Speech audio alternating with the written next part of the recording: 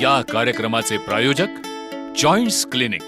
श्रोतेहो नमस्कार. Joints clinic प्रस्तुत अस्थिरोग निदान आणि उपचार मध्ये तुमचं स्वागत. अस्थिरोगाबद्दलची माहिती आपण घेतोय, त्याचबरोबर अस्थिरोग होऊ नये यासाठी कशी काळजी घेतली पाहिजे हेही आपण पाहतोय आणि सांधेरोपणच्या शस्त्रक्रिया कुठल्या कुठल्या आहेत, कशा केल्या जातात त्याबद्दल आपण माहिती घेतोय या कार्यक्रमातून. ही माहिती सांगायला आपल्याला मार्गदर्शन करायला माझ्या सोबत आहेत जॉइंट्स क्लिनिकचे तज्ज्ञ डॉक्टर ऋषिकेश सराफ सर. आपण त्यांच्याशीच बोलूयात. नमस्कार सर. नमस्कार सर, आजच्या कार्यक्रमातला पहिला प्रश्न आपल्याला सौ अंजली रासने यांनी विचारलाय. मला फ्रोझन शोल्डर आहे असं डॉक्टरांनी सांगितलंय, तर मी काय आणि कशा प्रकारे काळजी घेतली पाहिजे? फ्रोझन शोल्डर, ज्याला मराठीमध्ये आपण सांधा आखडणे असं म्हणू शकतो. अच्छा. फ्रोझन शोल्डर खूप कॉमन आजार आहे आणि सर्वसाधारणपणे डायबिटीस असलेल्या लोकांमध्ये याचं प्रमाण जास्त दिसून येतं. बर.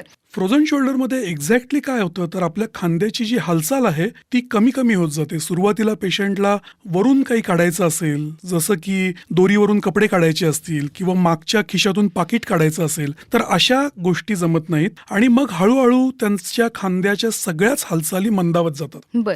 एवढंच काय की त्यांना जेवताना सुद्धा जेवढा आपल्याला खांद्यातून हात हलवावा लागतो तेवढा देखील हलवणं अशक्य होऊन बसतं. बर.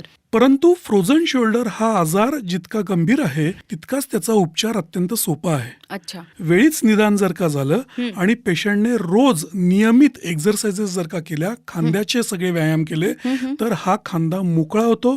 फ्रोझन शोल्डर पासून पेशंटची मुक्तता होते, त्याच्या वेदना कमी होतात आणि त्याच्या हालचाली त्याला पूर्ववत पुन्हा एकदा करता येऊ शकतात. अच्छा. फ्रोझन शोल्डर खूप कॉमन आढळतो, त्या सगळ्यांनाच दिलासा देणारी काही गोष्टी डॉक्टर आपल्याला सांगतायत. श्रोते हो, तुम्हाला जर अस्थिरोग आणि सांधेरोपण याबद्दल काही प्रश्न विचारायचे असतील तर तुम्ही आम्हाला व्हॉट्सअप करू शकता किंवा SMS करू शकतात. 98-233 98-033. नंबर पुन्हा एकदा 98-233 98-033. सर, आता तुम्ही सांगत होतात की फ्रोझन शोल्डर झाल्यानंतर कशा प्रकारे काळजी घेता येऊ शकते? फ्रोझन शोल्डर झाल्यानंतर सगळ्यात महत्वाची गोष्ट जी असते ती पेशंटने फिजिओथेरपी किंवा एक्झरसाइज रेग्युलर करणे ही आहे. बर.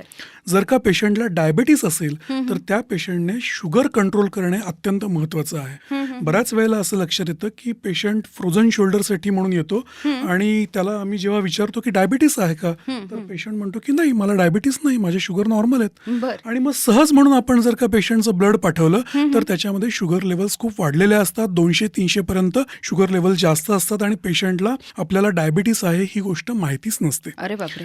त्यामुळे सगळ्यात प्रामुख्याने सुरुवातीला त्याने आपली शुगर लेवल कंट्रोल करणं गरजेचं आहे. डायबिटीस आहे की नाही हे पुन्हा एकदा चेक करणं गरजेचं आहे. आणि ट्रीटमेंट म्हणून फिजिओथेरपीचा सगळ्यात महत्वाचा रोल येतो.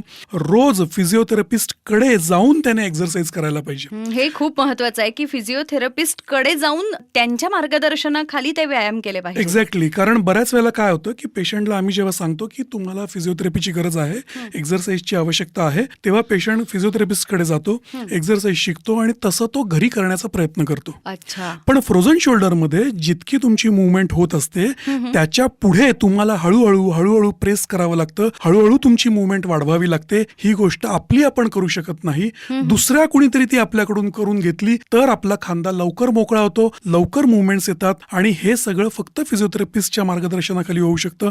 त्यामुळे मी म्हणेल की फिजिओथेरपिस्ट कडे जाण्याचा न कंटाळा करता आपण त्यांच्या मार्गदर्शनाखाली त्यांच्याकडून रोज एक्झरसाइज करून घ्याव्या, ज्याच्यामुळे आपला शोल्डर लवकर मोकळा होईल, फ्रोझन शोल्डर पासून आपली मुक्तता होईल. श्रोते हो, तुम्हाला जर अस्थिरोग आणि सांधेरोपण याबद्दल काही प्रश्न विचारायचे असतील तर तुम्ही आम्हाला व्हॉट्सअप करू शकता किंवा SMS करू शकतात. 98-233 98-033 किंवा तुम्ही आम्हाला पत्र पाठवू शकता. Joints clinic, city centre building, Ayurved रसशाळेसमोर, कर्वे रोड, पुणे येथे. सर, आज काय टिप द्याल तुम्ही जाता जाता?